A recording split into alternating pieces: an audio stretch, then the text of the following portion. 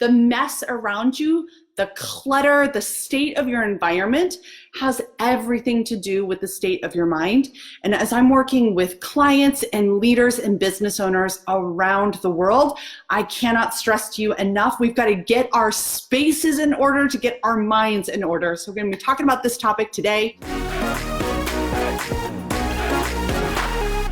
Physical chaos, guys.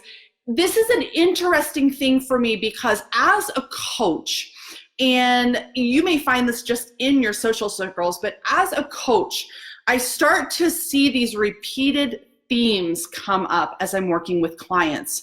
One week, everybody seems to be struggling with the same thing here. Another week over here, many of my clients have the same similar struggles, and I find myself coaching through or teaching the same topics over and over and over. And I've come to learn that we all sort of float in and out of life in these same similar pockets. And right now for me, a theme that comes up over and over is this physical space, the physical clutter. Literally the house we live in is the state of our affairs. And for those of you who work from home, as I do, or have some sort of big goal, big dream, big project that you're working on from home after work, I'm finding more and more that when I have clients that are struggling with motivation, that are struggling to take massive action, that are struggling with inspiration, if I ask them about the flow of their home or the physical space they work in, it's eye-opening to me the correlation between the physical clutter and the inability to take that massive action. So one of the things that I want you to think about, and I'm just gonna give you some practical, tactical tips, okay? And these are some things, I don't have like 5 strategies for you today or like the top 10, whatever. I just wanna open your eyes to what happens and how do you feel when you walk in your home each and every day. So for me at my house, we come in through the garage and then we have a mud room / laundry room. And then from there, we walk into the kitchen living room. And so when you walk into your house, what is the first thing you see? And how does it make you feel? So for us, again, we walk into that mud room, laundry room, and that's also our drop zone, right? Meaning the kids come in, they drop their shoes, they drop their backpacks, they drop their coats. You can imagine this can get really chaotic really fast. I like a lot of control and a lot of order in my life. So when that mud room / laundry room is out of order, mama is spun up and you can bet that I'm not working. That creates a problem when I work at home, right? And how many of you are working from home or attempting to work at home, but the dishes are piling up, the laundry's in a giant heap, there's shoes all over the house, right? It's very, very difficult to sit down and be creative and let inspiration flow when you're just seeing the problems all over the house. So think about that point of entry, the drop zone, the first place that you enter and how it makes you feel. If it makes you start to feel uptight, if it is a physical clutter situation, now I want you to ask yourself, what kind of system can I create here to make this flow easier? So let's go back to the drop zone example. Every house has a drop zone. It's your point of entry, and if you're entering right into the kitchen and everything's being dropped down at the door, of course it's going to be hard to like cook a good meal, right?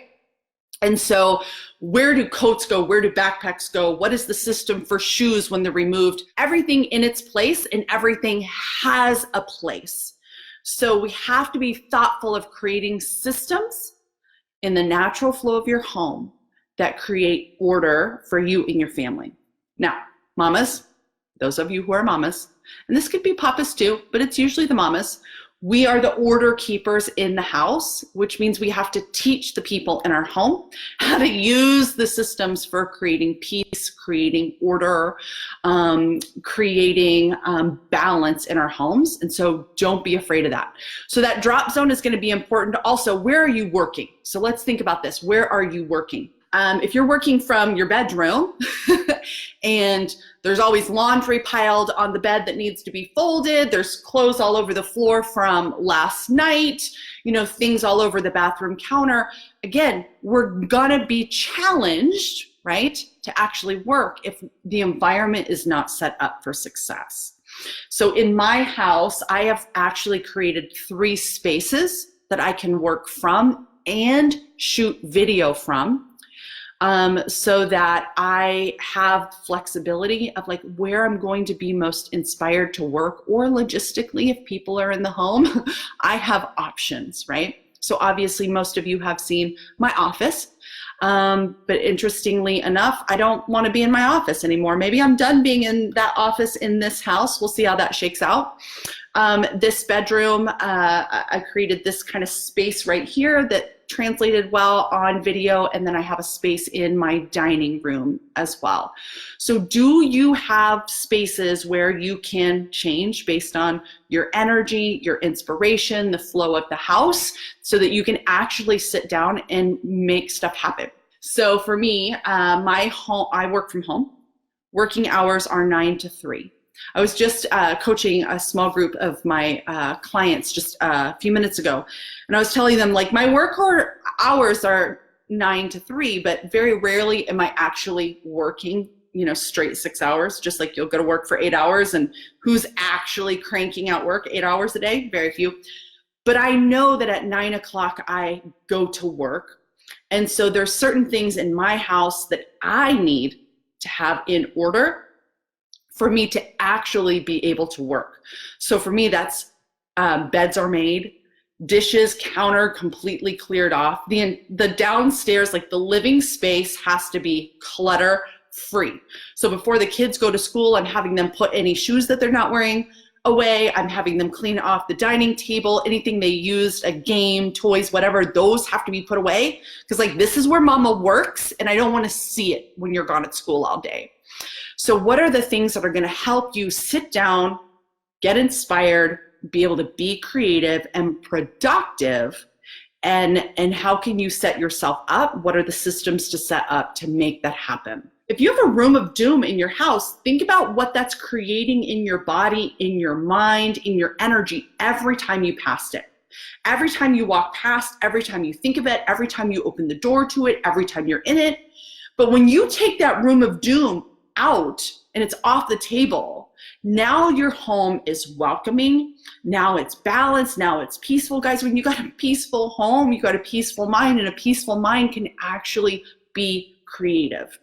So whatever your room of doom looks like, let's get that in order. Take a week, take a month if you have to, if that's what it takes to clear that out, because after that, you're going to be so much more productive than you would in the pockets you have operating under that room of doom. So I would love to hear from you.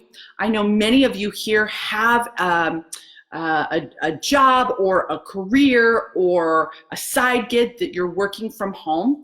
What are the things, 1, that challenge you the most working from home? And 2, what are the most beneficial and powerful systems that you've implemented at home that allow you to be more productive in your creative endeavors? I'd love to hear from you.